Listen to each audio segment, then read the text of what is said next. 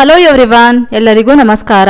ಎಲ್ಲರೂ ಹೇಗಿದ್ದೀರಾ? ಎಲ್ಲರೂ ಚೆನ್ನಾಗಿದ್ದೀರಾ ಅಂತ ಭಾವಿಸ್ತಾ ಇವತ್ತಿನ ಈ ವಿಡಿಯೋನ ಸ್ಟಾರ್ಟ್ ಮಾಡ್ತಾ ಇದ್ದೀನಿ. ಇವತ್ತಿನ ಈ ವಿಡಿಯೋ ಏನಾದರೂ ನಿಮಗೆ ಒಂದು ಸ್ವಲ್ಪನಾದರೂ ಇಷ್ಟ ಆಗಿದ್ರೆ ಪ್ಲೀಸ್ ಒಂದು ಲೈಕ್ ಮಾಡ್ತೀರಾ?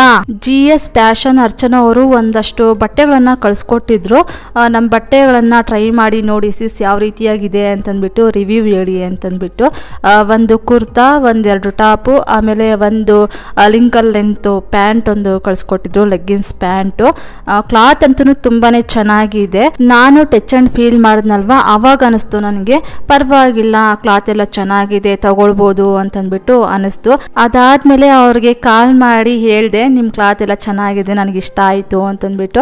ಆಮೇಲೆ ಅವರೊಂದಿಷ್ಟು ಆಫರ್ಸನ್ನು ಹೇಳಿದ್ರು. 1000 rupeesಗೆ 4 ಟಾಪ್ಸನ್ನು ಕೊಡ್ತೀವಿ, ಅದಾದಮೇಲೆ 1050 rupeesಗೆ 4 ಲೆಗ್ಗಿನ್ಸ್ ಪ್ಯಾಂಟನ್ನು ಕೊಡ್ತೀವಿ ಅಂತಂದ್ಬಿಟ್ಟು ಹೇಳಿದ್ರು. ನನಗೂ ತುಂಬಾನೇ ಇಷ್ಟ ಆಯಿತು. ಆಮೇಲೆ ಈ ಥರ ಕುರ್ತಾಸ್ ಎಲ್ಲನೂ 450 rupeesಗೆ ಸ್ಟಾರ್ಟ್ ಆಗುತ್ತಂತೆ. ಆಮೇಲೆ ನಾನು ರೆಡಿಮೇಡ್ ಡ್ರೆಸ್ಗಳನ್ನು ಅಷ್ಟೊಂದು ಪ್ರಿಫರ್ ಮಾಡೋದಿಲ್ವಲ್ಲ, ಹಾಗಾಗಿ ಅವರೊಂದು ಸ್ವಲ್ಪ ಸ್ಟಿಚ್ ಮಾಡಿಸ್ಕೊಳ್ಳಿ ಅಂತಂದ್ಬಿಟ್ಟು ಒಂದು ಸ್ವಲ್ಪ ಎಲ್ ಸೈಜ್ ನನಗೆ ಏನು ಕುರ್ತಾಸ್ನೆಲ್ಲ ಕಳಿಸ್ಕೊಟ್ಟಿದ್ರು. ಆಮೇಲೆ ಟಾಪ್ಸ್ ಎಲ್ಲನೂ ವಾಶ್ ಮಾಡಿದ್ರು ಕಲರ್ ಏನು ಹೋಗೋದಿಲ್ಲ, ಆ ರೀತಿಯಾಗಿ ಕ್ಲಾತ್ ಎಲ್ಲ ಚೆನ್ನಾಗಿದೆ. ಆಮೇಲೆ ಈ ಟಾಪ್ ಕಲರ್ಸು ಅಷ್ಟೇ ತುಂಬಾನೇ ಚೆನ್ನಾಗಿದೆ ಅಂತ ಅನಿಸ್ತು. ಮತ್ತು ಕ್ಲಾತೂ ಅಷ್ಟೇ ನಾನು ಟಚ್ ಆ್ಯಂಡ್ ಫೀಲ್ ಮಾಡಿದಾಗ ಚೆನ್ನಾಗಿದೆ ಅಂತಂದ್ಬಿಟ್ಟು ಅನ್ನಿಸ್ತು. ಆಮೇಲೆ ಪ್ಯಾಕಿಂಗು ಅಷ್ಟೇ ತುಂಬಾ ಚೆನ್ನಾಗಿ ಪ್ಯಾಕ್ ಮಾಡಿ ಕಳಿಸ್ಕೊಟ್ಟಿದ್ರು. ನಾನು ಇವರು ಕಾಂಟ್ಯಾಕ್ಟ್ ಡೀಟೇಲ್ಸ್ ಆಗಿರ್ಬೋದು, ಮತ್ತು ಅವ್ರ ಹತ್ರ ಯಾವ ಕ್ಲಾತ್ಸ್ ಎಲ್ಲ ಸಿಗುತ್ತೆ ಅನ್ನೋ ಒಂದು ಡೀಟೇಲ್ಸ್ ಎಲ್ಲ ಅವರೊಂದು ವಿಸಿಟಿಂಗ್ ಕಾರ್ಡನ್ನು ಕಳಿಸ್ಕೊಟ್ಟಿದ್ದಾರೆ. ಅದ್ರದ್ದು ಒಂದು ವಿಡಿಯೋ ಮಾಡಿ ಇಲ್ಲಿ ಹಾಕಿದ್ದೀನಿ. ನಿಮ್ಗೇನಾದರೂ ಈ ಥರ ಟಾಪ್ಸ್ ಬೇಕು ಅಂತಂದರೆ, ಮತ್ತು ಕುರ್ತಾಸು, ಸ್ಯಾರೀಸು, ಆಮೇಲೆ ಪ್ಲಾಜೋ, ಪ್ಲ್ಯಾಂಟ್ಸು, ಈ ರೀತಿಯಾಗಿ ಯಾವುದಾದ್ರೂ ನಿಮಗೆ ಏನು ಬಟ್ಟೆ ಬೇಕಾದ್ರೂ ಅವ್ರ ಹತ್ರ ಸಿಗುತ್ತಂತೆ. ನೀವೇನಾದರೂ ಕಾಂಟ್ಯಾಕ್ಟ್ ಮಾಡೋದಾದರೆ ಇಲ್ಲಿ ನಾನು ವಿಸಿಟಿಂಗ್ ಕಾರ್ಡನ್ನು ಹಾಕಿರ್ತೀನಿ. ಇಲ್ಲಿ ಅವ್ರದ್ದು ಕಾಂಟ್ಯಾಕ್ಟ್ ನಂಬರ್ ಆಗಿರ್ಬೋದು, ಮತ್ತು ಅವ್ರ ಶಾಪ್ ಅಡ್ರೆಸ್ ಆಗಿರ್ಬೋದು, ಎಲ್ಲನೂ ಇಲ್ಲಿ ವಿಸಿಟಿಂಗ್ ಕಾರ್ಡಲ್ಲಿದೆ. ನೀವು ಟ್ರೈ ಮಾಡೋದಾದರೆ ಒಂದ್ಸಲ ಟ್ರೈ ಮಾಡಿ, ತುಂಬಾ ಚೆನ್ನಾಗಿದೆ, ನನಗಂತೂ ಇಷ್ಟ ಆಯಿತು.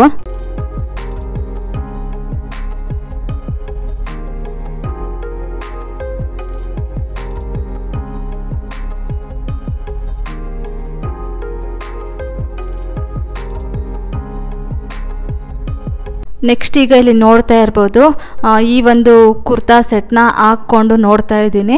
ಆ ಸೈಜ್ ನಂಗೊಂದು ಸ್ವಲ್ಪ ಲೂಸೇ ಇದೆ. ನಾನು ಈ ಥರ ಡ್ರೆಸ್ಸಸ್ನೆಲ್ಲ ಹಾಕೋದಿಲ್ಲ ಅಂತಂದ್ಬಿಟ್ಟು ಅವ್ರೊಂದು ಸ್ವಲ್ಪ ಲೂಸಾಗೆ ಕಳಿಸ್ಕೊಟ್ಟಿದ್ದಾರೆ. ಅವ್ರಿಗೆ ಹೆಂಗೆ ಬೇಕೋ ಹಂಗೆ ಫಿಟ್ ಮಾಡ್ಕೊಳ್ಳಿ ಅಂತಂದ್ಬಿಟ್ಟು. ಕಲರು ಅಷ್ಟೇ ತುಂಬ ಚೆನ್ನಾಗಿದೆ ನೋಡೋದಕ್ಕೆ. ನಾನೊಂದ್ಸಲ ಹಾಕ್ಕೊಂಡು ಟ್ರೈ ಮಾಡ್ತಾ ಇದ್ದೀನಿ, ಯಾವ ರೀತಿಯಾಗಿ ಕಾಣಿಸ್ತಾ ಇದೆ ನೋಡಿ ಅಂತಂದ್ಬಿಟ್ಟು. ನನಗಂತೂ ಈ ಕುರ್ತಾ ಸೆಟ್ಗಳಲ್ಲಿ ತುಂಬ ಇಷ್ಟ ಆಗೋದೇನು ಅಂತಂದರೆ ದುಪ್ಪಟ್ಟ ತುಂಬ ಇಷ್ಟಪಡ್ತೀನಿ. ಅದು ಮೆಟೀರಿಯಲ್ ಡ್ರೆಸ್ ಪೀಸ್ ಆದರೂ ಅಷ್ಟೇ, ಆಮೇಲೆ ಈ ಥರ ಕುರ್ತಾ ಸೆಟ್ಗಳಾದ್ರೂ ಅಷ್ಟೇ ದುಪ್ಪಟ್ಟನ ನೋಡ್ತಾನೆ ಇರ್ತೀನಿ. ನನಗೆ ಅಷ್ಟು ಇಷ್ಟ ದುಪ್ಪಟ್ಟಗಳು ಅಂತಂದರೆ. ಇವಾಗ ಇಲ್ಲಿ ನೋಡ್ತಾ ಇರ್ಬೋದು ಕುರ್ತಾ ಸೆಟ್ ಯಾವ ರೀತಿಯಾಗಿದೆ ಅಂತಂದ್ಬಿಟ್ಟು, ತುಂಬಾ ಚೆನ್ನಾಗಿದೆ. ಅದಾದಮೇಲೆ ಇಲ್ಲಿ ಲೆಗಿನ್ಸ್ ಪ್ಯಾಂಟು, ಆಮೇಲೆ ಟಾಪ್ ಹಾಕ್ಕೊಂಡು ತೋರಿಸ್ತಾ ಇದ್ದೀನಿ ನೋಡಿ. ಇದು ಅಷ್ಟೇ ತುಂಬಾ ಚೆನ್ನಾಗಿದೆ. ಜಾಬ್ ಮಾಡೋರಿಗೆಲ್ಲನೂ ಈ ಥರ ಟಾಪ್ಸ್ ಆಗಿರ್ಬೋದು, ಮತ್ತು ಲೆಗಿನ್ಸ್ ಪ್ಯಾಂಟ್ ಆಗಿರ್ಬೋದು, ಈ ಥರ ಡ್ರೆಸ್ಸಸ್ ಎಲ್ಲ ತುಂಬಾ ಯೂಸ್ ಆಗುತ್ತೆ. ಯಾಕಂದರೆ ನಾನು ಅಷ್ಟೇ ಜಾಬ್ ಮಾಡಬೇಕಾದ್ರೆ ನನಗೆ ಅಭ್ಯಾಸ ಆಗಿದ್ದು ಟಾಪ್ಸು ಮತ್ತು ಲೆಗ್ಗಿನ್ಸ್ ಪ್ಯಾಂಟು ಅಂತಂದ್ಬಿಟ್ಟು. ಯಾಕಂದರೆ ದಿನಕ್ಕೊಂದು ನಾವು ಡ್ರೆಸ್ಸಸನ್ನು ಹಾಕ್ಕೊಂಡು ಹೋಗ್ತಾ ಇರಬೇಕಾಗುತ್ತೆ. ಆವಾಗ ಎಷ್ಟು ಬಟ್ಟೆಗಳಿದ್ರೂ ಸಾಕಾಗೋದಿಲ್ಲ. ಬಟ್ಟೆ ಇಲ್ಲ ಅಂತಂದ್ಬಿಟ್ಟು ಹೇಳ್ತಾನೆ ಇರ್ತೀವಿ. ನಾನಂತೂ ತಿಂಗಳು ಸ್ಯಾಲ್ರಿ ಬರ್ತಾ ಇತ್ತಲ್ವ, ಆವಾಗ ಏನಿಲ್ಲ ಅಂತಂದ್ರೂ 1-2 ಟಾಪ್ಸ್ ಆದರೂ ತಗೊಳ್ತಾ ಇದ್ದೆ. ಪ್ರತಿ ತಿಂಗಳು ತಗೊಳ್ತಾ ಇದ್ದೆ. ನಮ್ಮಮ್ಮ ಬೈತಾನೆ ಇರ್ತಾಯಿದ್ರು, ಅದೆಷ್ಟು ಬಟ್ಟೆ ಅಂತೀಯಾ ಅಂತಂದ್ಬಿಟ್ಟು. ಅದಕ್ಕೆ ಜಾಬ್ ಮಾಡೋರಿಗೆಲ್ಲ ಒಂಥರ ನಾವು ಅಫೋರ್ಡ್ ಮಾಡ್ಬೋದು. ಈ ಒಂದು ಟಾಪ್ಸ್ನೆಲ್ಲನೂ ತುಂಬಾ ರೀಸನಬಲ್ ಪ್ರೈಸಲ್ಲಿದೆ. ಅದಾದಮೇಲೆ ಕ್ಲಾತು ಅಷ್ಟೇ ತುಂಬಾ ಚೆನ್ನಾಗಿದೆ. ನೀವು ಟ್ರೈ ಮಾಡೋದಾದರೆ ಒಂದ್ಸಲ ಟ್ರೈ ಮಾಡಿ, ತುಂಬಾ ಚೆನ್ನಾಗಿದೆ. ಆಮೇಲೆ ಈ ಟಾಪ್ಸಲ್ಲಿ ಜೇಬ್ ಸಹ ಇದೆ, ಇಲ್ಲಿ ನೋಡ್ತಾ ಇರ್ಬೋದು. ತುಂಬಾ ನನಗೆ ಚೆನ್ನಾಗಿದೆ ಅಂತ ಅನ್ನಿಸ್ತು. ಏಕೆಂದರೆ ಮನೆ ಕೀಸ್ ಏನಾದರೂ ಹಾಕ್ಕೊಂಡು ಹೋಗ್ಬೋದು. ಅದಾದಮೇಲೆ ಫೋನ್ಸ್ ಇತ್ತು ಅಂತಂದರೆ ಫೋನುಗಳನ್ನೆಲ್ಲ ಈ ಒಂದು ಟಾಪಲ್ಲಿ ಹಾಕ್ಕೊಂಡು ಆರಾಮಾಗಿ ವಾಕ್ ಮಾಡ್ಕೊಂಡು ಹೋಗ್ಬೋದಲ್ವಾ. ನನಗೆ ತುಂಬಾ ಇಷ್ಟ ಆಯಿತು. ಇಲ್ಲಾಂದರೆ ನಾವು ಕೈಯಲ್ಲಿ ಇಟ್ಕೊಂಡು ಹೋಗಬೇಕಾಗುತ್ತೆ. ಆ ಜೇಬ್ ಏನಾದರೂ ಇತ್ತು ಅಂತಂದರೆ ಆರಾಮಾಗಿ ಜೇಬಲ್ಲಿ ಹಾಕ್ಕೊಂಡು ಹೋಗ್ಬೋದಲ್ವಾ. ನನಗೆ ಈ ಒಂದು ಟಾಪ್ಸಲ್ಲಿ ಜೇಬ್ ನೋಡಿಬಿಟ್ಟು ತುಂಬಾ ಇಷ್ಟ ಆಯಿತು. ನೆಕ್ಸ್ಟ್ ಈಗ ಮಂಗಳವಾರ ಬೆಳಗ್ಗೆ ಎದ್ದು ಫ್ರೆಶ್ ಅಪ್ ಆಗಿ ಆಮೇಲೆ ಒಂದು ಗ್ಲಾಸ್ ಬಿಸಿ ನೀರನ್ನು ಕಾಯಿಸ್ಕೊಂಡು ಕುಡಿದು ತಲೆಗೆ ಚೆನ್ನಾಗಿ ಎಣ್ಣೆ ಇಟ್ಕೊಂಡ್ಬಿಟ್ಟಿದೆ. ಇತ್ತೀಚೆಗೆ ನಾನು ತಲೆಗೆ ಎಣ್ಣೆನೇ ಇಟ್ಕೊತಾ ಇರಲಿಲ್ಲ, ಹಾಗಾಗಿ ಚೆನ್ನಾಗಿ ಎಣ್ಣೆ ಇಟ್ಕೊಂಡು ಇವಾಗ ಮನೆಯೆಲ್ಲ ಕಸ ಗುಡಿಸ್ತಾ ಇದ್ದೀನಿ. ಪೂಜೆ ಬಂದು ಸಂಜೆ ಮಾಡೋಣ ಅಂತ ಅಂದ್ಕೊಂಡಿದ್ದೆ, ಯಾಕಂದರೆ ಸಂಜೆ ಪ್ರದೋಷ ಕಾಲದಲ್ಲಿ ಶಿವಪ್ಪನ ದೇವಸ್ಥಾನದಲ್ಲಿ ಪೂಜೆ ಆಗುತ್ತಲ್ವಾ. ನನ್ನ ಹಸ್ಬೆಂಡ್ಗಂತೂ ಪ್ರತಿ ತಿಂಗಳು ತ್ರಯೋದಶಿ ಬಂದಾಗ ಪ್ರದೋಷ ಪೂಜೆಗೆ ಹೋಗಬೇಕು ಅಂತ ಅನಿಸ್ತಾ ಇದೆ ಅಂತಂದ್ಬಿಟ್ಟು ಹೇಳ್ತಾನೆ ಇದ್ರು. ಸರಿ ಆಯಿತು, ಇವತ್ತು ನಿಧಾನವಾಗಿ ಕೆಲಸಗಳನ್ನು ಮಾಡಿಕೊಂಡು ಮನೆ ಬೇರೆ ಒರೆಸಿರಲಿಲ್ಲ ಹಿಂದಿನ ದಿನ, ಇವತ್ತು ಮನೆಯೆಲ್ಲ ಒರೆಸ್ಕೊಳ್ಬೇಕಲ್ವಾ. ಮನೆಯೆಲ್ಲ ಒರೆಸಿ ಸಂಜೆನೇ ಸ್ನಾನ ಮಾಡಿಕೊಂಡು ಮನೆಯಲ್ಲಿ ದೀಪ ಹಚ್ಚಿ ಪೂಜೆ ಮಾಡಿ ಆಮೇಲೆ ಪ್ರದೋಷ ಪೂಜೆಗೆ ಹೋದರೆ ಆಯಿತು ಅಂತಂದ್ಬಿಟ್ಟು ಈ ಥರ ಪ್ಲ್ಯಾನನ್ನು ಮಾಡಿಕೊಂಡು ಇವಾಗ ನಿಧಾನವಾಗಿ ಕೆಲಸಗಳನ್ನು ಮಾಡ್ಕೊಂಡು ಬರ್ತಾ ಇದ್ದೀನಿ. ಇವಾಗ ಮನೆಯೆಲ್ಲ ಕಸ ಗುಡಿಸಿದ್ದಾಯಿತು. ಇಲ್ಲಿ ನೋಡ್ತಾ ಇರ್ಬೋದು, ನೆಲ ಕಸ ಗುಡಿಸೋದಕ್ಕಿಂತ ಮುಂಚೆ ಹಾಗೆ ನೋಡಿದ್ರೆ ಏನೋ ಕಸ ಇರೋದಿಲ್ವೇನೋ ಅಂತಂದ್ಬಿಟ್ಟು ಅನಿಸುತ್ತೆ. ಆದರೆ ಕಸ ಎಲ್ಲ ಗೂಡ್ಸ್ಕೊಂಡು ಬಂದಾಗ ಗೊತ್ತಾಗುತ್ತೆ ಯಪ್ಪ ಎಷ್ಟೊಂದು ಧೂಳಿದೆ ಅಂತಂದ್ಬಿಟ್ಟು. ಅದಲ್ಲದೆ ಇವಾಗ ಆಷಾಢ ಮಾಸ ಆಗಿರೋದ್ರಿಂದ ಜೋರಾಗಿ ಗಾಳಿ ಬೀಸ್ತಾ ಇರುತ್ತಲ್ವಾ, ಹಾಗಾಗಿ ಸಣ್ಣ ಸಣ್ಣ ಧೂಳು ಅನ್ನೋದು ಬಂದು ನೆಲದ ಮೇಲೆ ಕುತ್ಕೊಂಡಿರುತ್ತೆ. ಕಸ ಗೂಡಿಸ್ದಾಗ್ಲೇ ಗೊತ್ತಾಗೋದು ಎಷ್ಟೊಂದು ಸಣ್ಣ ಸಣ್ಣ ಧೂಳು ಅನ್ನೋದು ಇದೆ ಅಂತಂದ್ಬಿಟ್ಟು. ಕಸ ಗುಡಿಸೋದಕ್ಕಿಂತ ಮುಂಚೆ ಫ್ಲೋರ್ ಎಲ್ಲ ನೀಟಾಗಿದೆ ಅಲ್ವಾ ಅಂತಂದ್ಬಿಟ್ಟು ಕಾಣಿಸ್ತಾ ಇರುತ್ತಲ್ವಾ. ಇವಾಗ ಮನೆಯೆಲ್ಲ ಕಸ ಗುಡಿಸಿದ್ದಾದ್ಮೇಲೆ ಇನ್ನು ಟಿಫನ್ ಮಾಡಿಟ್ಟು ತಿಂದು ಪಾತ್ರೆಗಳೆಲ್ಲ ವಾಶ್ ಮಾಡಿ ಆಮೇಲೆ ಮನೆ ಒರೆಸ್ಕೊಂಡು ಬರೋಣ ಅಂತಂದ್ಬಿಟ್ಟು ಇವಾಗ ಟಿಫನ್ ಮಾಡೋದಕ್ಕೆ ರೆಡಿ ಮಾಡ್ಕೊಳ್ತಾ ಇದ್ದೀನಿ. ಇವತ್ತು ಟಿಫನ್ ಬಂದ್ಬಿಟ್ಟು ದೋಸೆ ಮತ್ತು ನೈಟು ಆಲೂಗಡ್ಡೆ ಗೊಜ್ಜು ಸಾಂಬಾರು ಮಾಡಿದ್ದೆ. ಸರಿ ಸಾಂಬಾರು ಇದೆ ಅಲ್ವಾ, ಇದೇ ಆಗುತ್ತೆ ದೋಸೆಗೆ ಅಂತಂದ್ಬಿಟ್ಟು ಇವಾಗ ದೋಸೆ ಮಾಡ್ತಾ ಇದ್ದೀನಿ. ಹಾಗೆ ಇನ್ನು ಗ್ಯಾಸ್ ಸ್ಟವ್ ಮೇಲೆ ಈ ಕಡೆ ನೈಟ್ ಮಾಡಿರೋ ರೈಸ್ ಒಂದು ಸ್ವಲ್ಪ ಇತ್ತು, ಆ ರೈಸ್ನ ಹಂಗೆ ಬಿಸಿ ಮಾಡ್ತಾ ಇದ್ದೀನಿ. ಗ್ಯಾಸ್ ಫ್ಲೇಮ್ನ ಲೋ ಫ್ಲೇಮ್ ಮಾಡಿಬಿಟ್ಟು ಕುಕ್ಕರ್ ಇಟ್ಟಿದ್ದೀವಿ ಅಂತಂದರೆ ಬಿಸಿ ಅನ್ನ ಥರನೇ ಇರುತ್ತೆ. ನಾನು ಯಾವಾಗಲೂ ಅಷ್ಟೇ ಇದೇ ರೀತಿಯಾಗಿಯೇ ಮಾಡ್ತೀನಿ. ಇವಾಗ ಮಾಡಿದ್ದೀವೇನೋ ಅನ್ನೋ ಹಂಗೆ ಇರುತ್ತೆ ರೈಸ್ ಅಂತೂ. ತಂಗಳು ರೈಸ್ ಅನಿಸೋದೇ ಇಲ್ಲ. ಒಂದ್ಸಲ ಬೇಕಿದ್ರೆ ನೀವು ಟ್ರೈ ಮಾಡಿ ನೋಡಿ, ಬಿಸಿ ಬಿಸಿ ರೈಸ್ ಥರನೇ ಇರುತ್ತೆ, ತಿನ್ನೋದಕ್ಕೂ ಏನು ಕಷ್ಟ ಅಂತ ಅನಿಸೋದಿಲ್ಲ. ಅಂದರೆ ಗ್ಯಾಸ್ ಸ್ಟವ್ ಮೇಲೆ ಕುಕ್ಕರನ್ನು ಇಟ್ಟಿದ್ದಾದಮೇಲೆ ವಿಸಿಲ್ ಹೊಡೆಸೋ ಅವಶ್ಯಕತೆ ಏನೂ ಇಲ್ಲ. ಗ್ಯಾಸ್ ಫ್ಲೇಮ್ನ ಲೋ ಫ್ಲೇಮ್ ಮಾಡಿಬಿಟ್ಟು ಒಂದು 5 to 6 minutes ಅಷ್ಟು ಹಾಗೆ ಬಿಟ್ಟಿದ್ದೀವಿ ಅಂತಂದರೆ ಆಮೇಲೆ ಕುಕ್ಕರ್ ಲಿಡ್ನ ಒಂದ್ಸಲ ಕೈಯಿಂದ ಟಚ್ ಮಾಡಿದ್ದೀವಿ ಅಂತಂದರೆ ಆವಾಗ ಕೈಗೆ ನಮಗೆ ಬಿಸಿ ಅನ್ನೋದು ತಾಕುತ್ತೆ, ಆವಾಗ ರೈಸ್ ಎಲ್ಲ ಒಳಗಡೆ ಬಿಸಿ ಆಗಿರುತ್ತೆ. ಆಗ ಗ್ಯಾಸ್ ಸ್ಟವನ್ನು ಆಫ್ ಮಾಡಿ ಹಂಗೆ ಡೈರೆಕ್ಟಾಗಿ ಓಪನ್ ಮಾಡಿ ನೋಡಿದಾಗ ಒಳಗಡೆ ರೈಸ್ ಅನ್ನೋದು ಬಿಸಿ ಆಗಿರುತ್ತೆ. ಆರಾಮಾಗಿ ಬಿಸಿ ಅನ್ನೋ ಥರನೇ ಇರುತ್ತೆ. ಬಿಸಿ ಬಿಸಿ ಅನ್ನ ತಿನ್ನೋ ಫೀಲೇ ನಮಗೆ ಆಗ್ತಾ ಇರುತ್ತೆ. ಯಾಕಂದರೆ ಈ ಥರ ಯಾವಾಗಲಾದರೂ ನೈಟ್ ರೈಸ್ ಇತ್ತು ಅಂತಂದರೆ ಇದೇ ಮೆಥಡನ್ನು ಫಾಲೋ ಮಾಡಿ ನನ್ನ ಹಸ್ಬೆಂಡ್ಗೆ ಇಟ್ಕೊಟ್ಟಾಗ ಅವರು ಕೇಳ್ತಾ ಇರ್ತಾರೆ, ಇವಾಗ ಬಿಸಿ ರೈಸ್ ಮಾಡ್ದ ಅಂತಂದ್ಬಿಟ್ಟು. ಇಲ್ಲ, ನೈಟು ರೈಸೇ ಇತ್ತು ಅದನ್ನೇ ಬಿಸಿ ಮಾಡಿದೆ ಅಂತಂದ್ಬಿಟ್ಟು ಹೇಳ್ತಾ ಇರ್ತೀನಿ. ಹಾಗಾಗಿನೇ ನಾನು ಹೇಳ್ತಾ ಇರೋದು, ನಾವು ಇಟ್ಕೊಟ್ಟಿದ್ದೀವಿ ಅಂತಂದರೆ ಇದು ಬಿಸಿ ಅನ್ನನ ತಂಗಳನ್ನನ ಅನ್ನೋದೇ ಗೊತ್ತಾಗೋದಿಲ್ಲ, ಆ ಥರನೇ ಇರುತ್ತೆ. ಈಗ ಟಿಫನ್ ಎಲ್ಲ ಮಾಡಿದ್ದಾದಮೇಲೆ ನನ್ನ ಹಸ್ಬೆಂಡ್ಗೆ ಟಿಫನ್ ಇಟ್ಕೊಟ್ಟು ನಾನು ಟಿಫನ್ ತಿಂದು ಆಮೇಲೆ ಟೀ ಮಾಡಿ ಕುಡಿದು ಪಾತ್ರೆಗಳೆಲ್ಲ ವಾಶ್ ಮಾಡಿ ಇವಾಗ ಮನೆಯೆಲ್ಲ ಒರೆಸ್ಕೊಂಡು ಬರೋದಕ್ಕೆ ಸ್ಟಾರ್ಟ್ ಮಾಡ್ಕೊಂಡಿದ್ದೀನಿ. ಮೊದಲಿಗೆ ಮಾಸ್ಟರ್ ಬೆಡ್ರೂಮ್ ಒರೆಸ್ತೀನಿ, ಅದಾದಮೇಲೆ ಇನ್ನು ಈ ಕಡೆ ಇರೋ 2 ರೂಮನ್ನು ಒರೆಸ್ತೀನಿ. ಆಮೇಲೆ ಕಿಚನ್ನು, ಹಾಲು, ಆಮೇಲೆ ಕಾರಿಡಾರು, 4 ಬಾಲ್ಕನಿಗಳು ಒರೆಸ್ಕೊಂಡು ಬರೋಷ್ಟರಲ್ಲಿ ನನಗೆ 1 hour ಟೈಮ್ ಹಿಡಿಯುತ್ತೆ ಮನೆ ಒರೆಸೋದಕ್ಕೆ.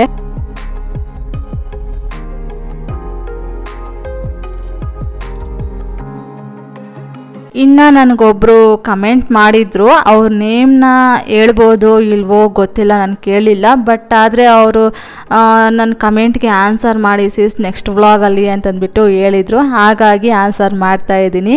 ಅವರು ಹೇಳ್ತಾಯಿದ್ರು, ನೀವು ಎಷ್ಟೊಂದು ತಾಳ್ಮೆಯಿಂದ ಸಮಾಧಾನದಿಂದ ಎಷ್ಟು ಕೂಲಾಗಿರ್ತೀರಿ ಅಕ್ಕ, ನಮ್ಮ ಮನೆಯಲ್ಲಿ ನಾನು ಆ ರೀತಿಯಾಗಿ ಇರೋದಕ್ಕೇ ಆಗೋದಿಲ್ಲ. ನನ್ನ ಹಸ್ಬೆಂಡ್ ಮೇಲೆ ಕಿರಿಕಿರಿ ಅಂತ ಮಾಡ್ತಾಯಿರ್ತೀನಿ, ಆಮೇಲೆ ನಮ್ಮ ಅತ್ತೆ ಮೇಲೇನೂ ಅದೇ ರೀತಿಯಾಗಿಯೇ ರೇಗ್ತಾ ಇರ್ತೀನಿ. ನನ್ನ ಕೈಯಲ್ಲಿ ಕಾಮಾಗಿರೋದಕ್ಕೇ ಆಗೋದಿಲ್ಲ, ಏನಾದರೂ ಸೊಲ್ಯೂಷನ್ ಇದ್ದರೆ ಹೇಳ್ತೀರಾ ಅಂತಂದ್ಬಿಟ್ಟು ಅವರು ನನಗೆ ಕಮೆಂಟ್ ಮಾಡಿದರು.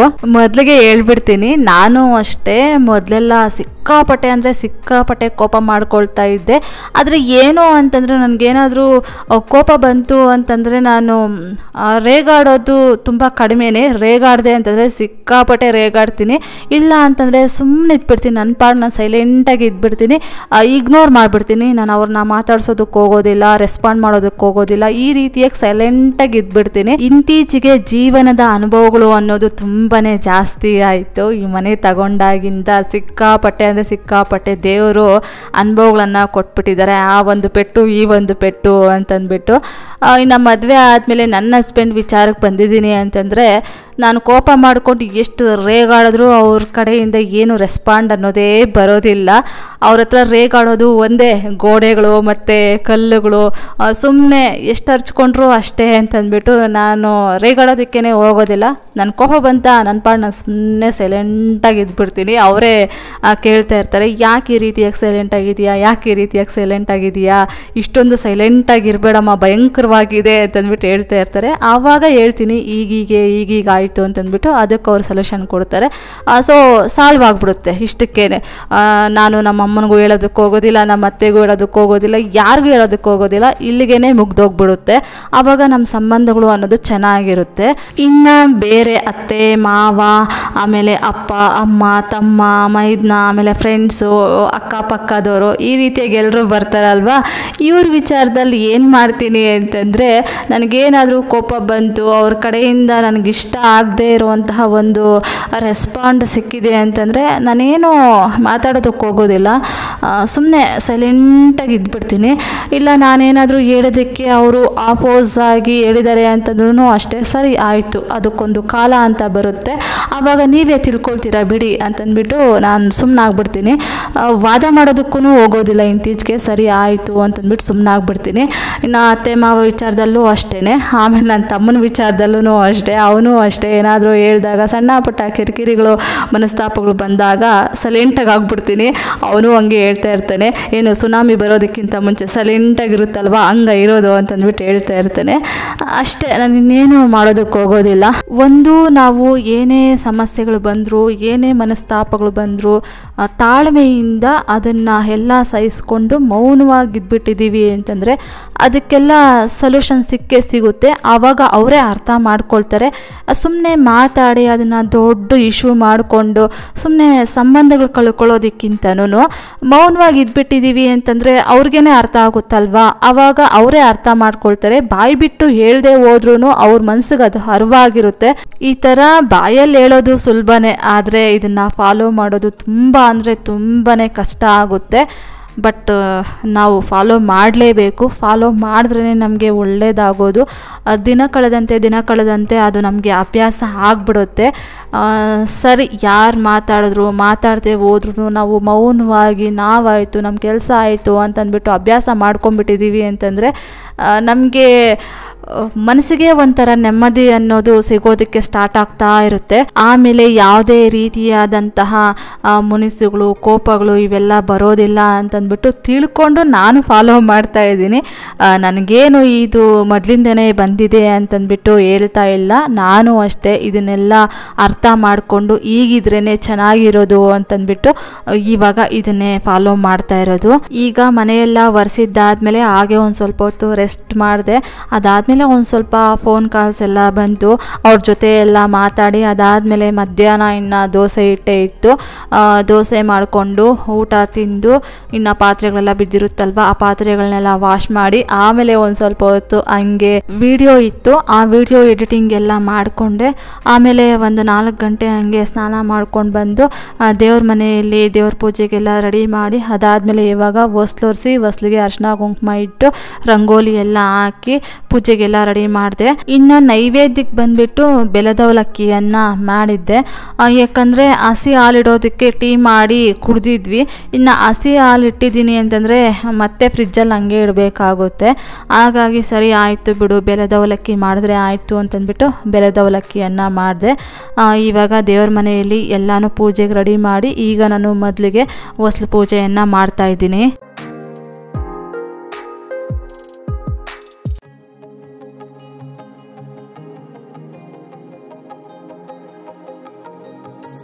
ನೆಕ್ಸ್ಟ್ ಹಾಗೆ ಪುಷ್ಪಾ ಚಂದ್ರಶೇಖರ್ ಸಿಸ್ ಅವರು ಕಮೆಂಟ್ ಮಾಡಿದರು, ಈ ಮಂತು 10ಗೆ ನನ್ನ ಮಗನ ಬರ್ತ್ಡೇ ಇದೆ, ಪ್ಲೀಸ್ ವಿಶ್ ಮಾಡಿ ಮಂಜು ಅಂತಂದ್ಬಿಟ್ಟು. ಎಜುಕೇಷನ್ ಬಂದ್ಬಿಟ್ಟು MBA ಮಾಡ್ತಿದ್ದಾರೆ ಅಂತಂದ್ಬಿಟ್ಟು ಕಮೆಂಟ್ ಮಾಡಿದ್ದೀರಾ. Nitish many more happy returns of the day ಅಪ್ಪ. ಆ ದೇವರು ನಿಮಗೆ ಒಳ್ಳೆ ಆರೋಗ್ಯ, ಆಯುಷು ಮತ್ತು ಸಕಲ ಅಷ್ಟೈಶ್ವರ್ಯಗಳನ್ನು ಕೊಟ್ಟು ನಿಮ್ಮ ಎಜುಕೇಷನ್ ಚೆನ್ನಾಗಾಗಲಿ, ಹಾಗೆ ನಿಮ್ಮ ಮುಂದಿನ ಭವಿಷ್ಯ ಅನ್ನೋದು ತುಂಬ ಚೆನ್ನಾಗಿರಲಿ ಅಂತಂದ್ಬಿಟ್ಟು ಆ ದೇವರಲ್ಲಿ ನಾನು ಕೇಳ್ಕೊಳ್ತೀನಿಪ್ಪ. ಈಗ ಅಗರಬತ್ತಿಯಿಂದ ಪೂಜೆ ಎಲ್ಲ ಮಾಡಿದ್ದಾಯಿತು. ಇವಾಗ ಕರ್ಪೂರದ ಆರತಿಯನ್ನು ಮಾಡ್ತಾ ಇದ್ದೀನಿ. ಒಂದು ಸ್ವಲ್ಪ ಬೇಗನೆ ಪೂಜೆಯನ್ನು ಮಾಡ್ತಾ ಇದ್ದೀನಿ, ಯಾಕಂದರೆ ಇನ್ನು ಪ್ರದೋಷ ಕಾಲದಲ್ಲಿ ಶಿವಪ್ಪನ ದೇವಸ್ಥಾನದಲ್ಲಿ ಪೂಜೆ ಇರುತ್ತಲ್ವ, ಪೂಜೆಗೆ ಹೋಗೋಣ ಅಂತಂದ್ಬಿಟ್ಟು ಬೇಗನೆ ಮಾಡ್ತಾ ಇದ್ದೀನಿ.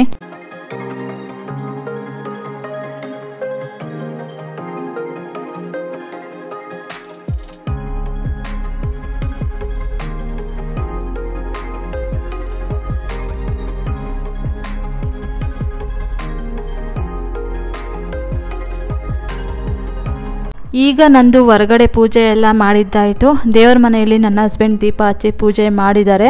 ಅವರು ಸಂಜೆನೇ ಸ್ನಾನ ಮಾಡ್ಕೊಂಡಿದ್ದಲ್ವ, ಹಾಗಾಗಿ ಅವರೇ ದೀಪ ಬೆಳಗಿದ್ರು. ಇವಾಗ ಪೂಜೆ ಎಲ್ಲ ಆದಮೇಲೆ ನಾನೀಗ ಪದ್ಮಾವತಿ ಅಮ್ಮನವರ ಸ್ತೋತ್ರನ ಹೇಳ್ಕೊಂಬಿಡೋಣ ಅಂತಂದ್ಬಿಟ್ಟು ಇವಾಗ ರೆಡಿ ಮಾಡ್ಕೊಳ್ತಾ ಇದ್ದೀನಿ. ಇನ್ನು ಮತ್ತೆ ಅವರೇ ಇನ್ನೂ ಒಂದು ಡೌಟ್ಸನ್ನು ಕೇಳಿದರು, ನೀವು ಪದ್ಮಾವತಿ ಅಮ್ಮನವರ ಸ್ತೋತ್ರ ಹೇಳ್ಕೊಳ್ಳೋದಕ್ಕಿಂತ ಮುಂಚೆ ಏನಂತ ಸಂಕಲ್ಪ ಮಾಡಿಕೊಂಡು ಹೇಳ್ಕೊಳ್ತೀರಾ ಸಿಸ್ ಅಂತಂದ್ಬಿಟ್ಟು ನನಗೆ ತಿಳಿಸ್ಕೊಡಿ ನೆಕ್ಸ್ಟ್ ವಿಡಿಯೋದಲ್ಲಿ ಅಂತಂದ್ಬಿಟ್ಟು ಹೇಳಿದರು. ಹಾಗಾಗಿ ಹೇಳ್ತಾ ಇದ್ದೀನಿ. ಅಮ್ಮನವರ ಸ್ತೋತ್ರ ಹೇಳ್ಕೊಳ್ಳೋದಕ್ಕಿಂತ ಮುಂಚೆ ಡೇಟು ಮತ್ತು ವಾರನ ಮೆನ್ಷನ್ ಮಾಡಿ ಇಟ್ಕೊಳ್ತೀನಿ, ಯಾಕಂದರೆ ಎಷ್ಟು ದಿನ ಆಗಿದೆ ಅಂತಂದ್ಬಿಟ್ಟು ನಂಗೆ ಗೊತ್ತಾಗಬೇಕಲ್ವ. ಹಾಗಾಗಿ ಆಮೇಲೆ ನಾನು ನಮಸ್ಕಾರ ಮಾಡ್ಕೊಳ್ತೀನಿ. 3 ಸಲ ನಾನು ಪದ್ಮಾವತಿ ಅಮ್ಮನವರ ಸ್ತೋತ್ರ ಹೇಳ್ಕೊಂಡಿದ್ದು ಕಂಪ್ಲೀಟ್ ಆಯ್ತಲ್ವಾ, ಆವಾಗೆಲ್ಲ ನೀನು ಏನೇನು ಕೊಟ್ಟಿದ್ದೀಯೋ ಅದಕ್ಕೆಲ್ಲ ತುಂಬ ಅಂದರೆ ತುಂಬಾ ಥ್ಯಾಂಕ್ಸ್ ಅಮ್ಮ ಅಂತಂದ್ಬಿಟ್ಟು ಹೇಳ್ಕೊಳ್ತೀನಿ. ಅದಾದಮೇಲೆ ಇನ್ನೂ ನನಗೆ ಏನು ಬೇಕು ಅಂತಂದ್ಬಿಟ್ಟು ಕೇಳ್ಕೊಳ್ತೀನಿ. ಇದರಲ್ಲಿ ನೀನು ಯಾವುದು ಕೊಟ್ಟರು ಓಕೆ, ನನಗೆ ಇಷ್ಟು ನನಗೆ ಬೇಕೇ ಬೇಕು, ಇಷ್ಟು ಕಂಪ್ಲೀಟ್ ಆಗೋವರೆಗೂ ನಾನು ನಿನ್ನ ಪಾದಗಳನ್ನು ಬಿಡೋದಿಲ್ಲ, ನಿನ್ನ ಜಪ ಮಾಡೋದು ನಾನು ಹೇಳೋದು ನಿಲ್ಲಿಸೋದಿಲ್ಲ ಅಂತಂದ್ಬಿಟ್ಟು ನಾನು ಅಮ್ಮನವರನ್ನು ಬೇಡ್ಕೊಂಡು ಇನ್ನು ಪದ್ಮಾವತಿ ಅಮ್ಮನವರ ಸ್ತೋತ್ರ ಹೇಳ್ಕೊಳ್ಳೋದಕ್ಕೆ ಸ್ಟಾರ್ಟ್ ಮಾಡ್ಕೊಳ್ತೀನಿ. ನಾನೇನು ದೊಡ್ಡ ದೊಡ್ಡ ಕೋರಿಕೆಗಳನ್ನು ಇಟ್ಕೊಳ್ಳೋದಕ್ಕೆ ಹೋಗೋದಿಲ್ಲ. ಸಾಕು, ಭಗವಂತ ನನಗಿಷ್ಟು ಕೊಟ್ಟಿದ್ದಾನೆ, ಇನ್ನೇನು ನನಗೇನು ಬೇಡ. ಇನ್ನು ಸಣ್ಣ ಪುಟ್ಟ ಕೋರಿಕೆಗಳಿದೆ, ಅದನ್ನು ಈಡೇರಿಸಿದ್ರೆ ಸಾಕು, ನನ್ನ ಆತ್ಮ ಅನ್ನೋದು ತೃಪ್ತಿಯಾಗುತ್ತೆ, ಸಾಕು, ಇನ್ನೇನು ಬೇಡ ಅಂತಂದ್ಬಿಟ್ಟು ನಾನು ಹೇಳ್ಕೊಳ್ತಾ ಇರ್ತೀನಿ. ಇಷ್ಟು ಮಾತ್ರ ನೆಮ್ಮದಿಯಾಗಿ ನಿಮ್ಮಗಳು ಪೂಜೆ ಮಾಡೋದಕ್ಕೆ ನನಗೊಂದು ಶಕ್ತಿ ಅಂತ ಕೊಡಿ, ಆಮೇಲೆ ನಿಮ್ಮ ಸೇವೆ ಮಾಡೋದಕ್ಕೆ ನನಗೊಂದಿಷ್ಟು ಶಕ್ತಿ ಅಂತ ಕೊಡಿ, ಸಾಕು ಅಂತಂದ್ಬಿಟ್ಟು ಅಷ್ಟೇ ನಾನು ಕೇಳ್ಕೊಳ್ತಾ ಇರ್ತೀನಿ. ಸಾಕು, ಇಷ್ಟು ಮಾತ್ರ ಭಗವಂತ ಇಟ್ಟಿದ್ದಾರಲ್ವ, ಇನ್ನೇನು ಬೇಕು, ಅವ್ರಿಗೇನು ಕೊಡಬೇಕು ಏನು ಕೊಡಬಾರ್ದು ಅಂತ ಗೊತ್ತಿರುತ್ತೆ. ಆದರೆ ನಮಗೆ ಇದು ಬೇಕೇ ಬೇಕು ಅನ್ನೋವಿರುತ್ತಲ್ವ, ಅವನ್ನ ಈಡೇರಿಸ್ಕೊಟ್ರೆ ನಮಗೆ ಸಾಕು ಅಂತಂದ್ಬಿಟ್ಟು ನಾನು ಹೇಳೋದಕ್ಕೆ ಇಷ್ಟಪಡ್ತೀನಿ. ಅದು ದುರಾಸೆ ಅಂತ ಹೇಳೋದಕ್ಕಾಗೋದಿಲ್ಲ, ಆಸೆ ಅದು.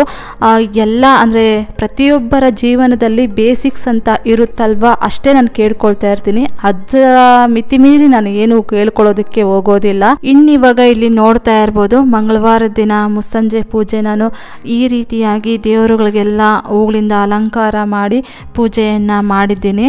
ಹಾಗೆ ಪದ್ಮಾವತಿ ಅಮ್ಮನವರ ಸ್ತೋತ್ರದ ಬಗ್ಗೆ ಸುಮಾರಷ್ಟು ಜನ ಕೇಳ್ತಾ ಇದ್ದೀರಾ. ಸ್ಟಾರ್ಟ್ ಮಾಡಬೇಕು ಅಂತಂದ್ಬಿಟ್ಟು ಕಾಯ ವಾಚ ಮನಸ್ಸಾದಿಂದ ನೀವು ಪ್ರಯತ್ನ ಪಟ್ಟಿದ್ದೀರಾ ಅಂತಂದರೆ ನೀವು ಅಂದ್ಕೊಂಡಿರೋ ಕೆಲಸಗಳೆಲ್ಲ ನೆರವೇರಲಿ ಅಂತಂದ್ಬಿಟ್ಟು ನಾನು ಅಮ್ಮನವರನ್ನು ಕೇಳ್ಕೊಳ್ತೀನಿ. ಸ್ಟಾರ್ಟ್ ಮಾಡಿ. ನನ್ನಿಂದ ಒಂದು 4 ಜನಕ್ಕೆ ಒಳ್ಳೆಯದಾಗ್ತಾ ಇದೆ, ನನ್ನನ್ನು ನೋಡಿ ಒಂದು 4 ಜನ ಒಳ್ಳೆಯತನನ ಫಾಲೋ ಮಾಡ್ತಾ ಇದ್ದೀರಾ ಅಂತಂದರೆ ನನಗೂ ಅದೊಂಥರ ಏನಂತಾರೆ ಪುಣ್ಯದ ಒಂದು ಬುಟ್ಟಿ ತುಂಬಿದಂಗೆ ಅಂತಂದ್ಬಿಟ್ಟು ನಾನು ಅಂದ್ಕೊಳ್ತೀನಿ. ನನ್ನಿಂದ ಒಳ್ಳೆಯದು ಅಂತ ಅನಿಸಿದೆ ಅಂತಂದರೆ 4 ಜನ ಫಾಲೋ ಮಾಡಿ ಅಂತಂದ್ಬಿಟ್ಟು ನಾನು ಹೇಳೋದಕ್ಕೆ ಇಷ್ಟಪಡ್ತೀನಿ. ನನಗದು ತುಂಬ ಅಂದರೆ ತುಂಬಾ ಖುಷಿಯಾಗುತ್ತೆ. ನೋಡಿ ನನಗೆ ಕಣ್ತುಂಬ ನೀರು ಬರುತ್ತೆ. ನನ್ನಿಂದ ಒಂದು 4 ಜನಕ್ಕೆ ಒಳ್ಳೆಯದಾಗ್ತಾ ಇದೆ, ಒಳ್ಳೆತನನ ಫಾಲೋ ಮಾಡ್ತಾ ಇದ್ದಾರೆ ಅಂತಂದರೆ ನಾನು ಯಾವಾಗಲೂ ಅಷ್ಟೇ ದೇವರನ್ನು ಕೇಳ್ಕೊಳ್ತಾ ಇರ್ತೀನಿ. ಆದಷ್ಟು ನನ್ನಿಂದ ಯಾರಿಗೂ ಅಷ್ಟೇ ತೊಂದರೆ ಆಗಬಾರ್ದಪ್ಪ, ನನ್ನಿಂದ ಯಾರ ಕಣ್ಣಲ್ಲೂ ನೀರನ್ನೋದು ಬರಬಾರ್ದು ನನ್ನ ಸಲುವಾಗಿ ಅಂತಂದ್ಬಿಟ್ಟು ದೇವರಲ್ಲಿ ಪ್ರಾರ್ಥನೆ ಮಾಡ್ಕೊಳ್ತಾ ಇರ್ತೀನಿ. ಏನಾದರೂ ಗೊತ್ತಿದ್ದು ಗೊತ್ತಿಲ್ದಿರೇನೋ ಯಾರಿಗಾದ್ರೂ ನಾನು ಹರ್ಟ್ ಮಾಡಿದರೆ, ಯಾರಿಗಾದ್ರೂ ನಾನು ತೊಂದರೆ ಕೊಟ್ಟಿದ್ರೆ ದಯವಿಟ್ಟು ನನ್ನನ್ನು ಕ್ಷಮಿಸು. ನಾನು ಗೊತ್ತಿಲ್ಲದೇ ಮಾಡಿಬಿಟ್ಟಿರ್ತೀನಿ. ನನ್ನ ಅರಿವಿಗೆ ಯಾವುದಾದ್ರೂ ಒಂದು ಕೆಲಸ ಮಾಡ್ತಾ ಇರೋದು ತಪ್ಪು ಅಂತ ಬಂತು ಅಂತಂದರೆ ನಾನು ಯಾವುದೇ ಕಾರಣಕ್ಕೂ ಅಷ್ಟೇ ಆ ಒಂದು ತಪ್ಪು ಕೆಲಸನ ಮಾಡೋದಕ್ಕೆ ಹೋಗೋದೇ ಇಲ್ಲ, ಯಾರಿಗೂ ತೊಂದರೆ ಕೊಡೋದಕ್ಕೂ ಹೋಗೋದಿಲ್ಲ. ಇವಾಗ ಮನೆಯಲ್ಲಿ ದೀಪ ಹಚ್ಚಿ ಪೂಜೆ ಎಲ್ಲ ಮಾಡಿದ್ದಾದಮೇಲೆ ಇವಾಗ ಪ್ರದೋಷ ಕಾಲದಲ್ಲಿ ಶಿವಪ್ಪನ ದೇವಸ್ಥಾನಕ್ಕೆ ಬಂದಿದ್ದೀವಿ. ಇಲ್ಲಿ ಬಹುಶಃ ಬೆಳಗ್ಗೆನೇ ಪೂಜೆ ಮಾಡಿಬಿಟ್ಟಿದ್ದಾರೇನೋ ಅಂತಂದ್ಬಿಟ್ಟು ಅನ್ನಿಸ್ತು ನಮಗೆ. ಇನ್ನೂ ಜನ ಏನೂ ಬಂದಿರಲಿಲ್ಲ. ಹಾಗಾಗಿ ಪೂಜೆ ಎಲ್ಲ ಆಗಿತ್ತು. ನಾವು ಲೇಟಾಗಿ ಬಂದ್ವಾ ಇಲ್ಲ ಇನ್ನೂ ಲೇಟಾಗಿ ಮಾಡ್ತಾರೋ ಅಂತಂದ್ಬಿಟ್ಟು ನಮಗೆ ಗೊತ್ತಿಲ್ಲ, ಫಸ್ಟ್ ಟೈಮ್ ಬಂದಿದ್ದಲ್ವ. ಹಾಗಾಗಿ ನಾವು ಕಗ್ದಾಸ್ಪುರದಲ್ಲಿ ಇದ್ದಾಗೆಲ್ಲ ಪ್ರದೋಷ ಕಾಲದಲ್ಲಿ ಪೂಜೆಗೆ ಸುಮಾರಷ್ಟು ಜನ ರಶ್ ಆಗಿ ಇರ್ತಾಯಿದ್ರು. ಆದರೆ ಇಲ್ಲಿ ಜನನೇ ಇರಲಿಲ್ಲ. ಜನ ಇಷ್ಟೇನ ಬರೋದು, ಬೆಳಗ್ಗೆ ಟೈಮ್ ಜಾಸ್ತಿ ಬರ್ತಾರಾ ಸಂಜೆ ಟೈಮ್ ಬರೋದಿಲ್ವಾ ಅಂತಂದ್ಬಿಟ್ಟು ಗೊತ್ತಿರಲಿಲ್ಲ.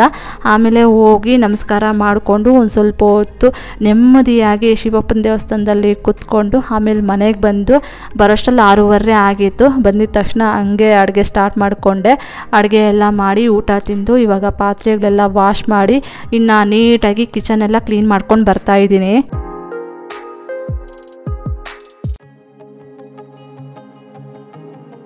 ಇದಾಗಿತ್ತು ಫ್ರೆಂಡ್ಸ್ ಇವತ್ತಿನ ಈ ವಿಡಿಯೋ ಏನಾದರೂ ನಿಮಗೆ ಒಂದು ಸ್ವಲ್ಪನಾದರೂ ಇಷ್ಟ ಆಗಿದ್ರೆ, ಮೋಟಿವೇಶನ್ ಅನಿಸಿದರೆ please do like, share, comment and subscribe to my channel. Thank you for watching my video. Have a nice day. Bye.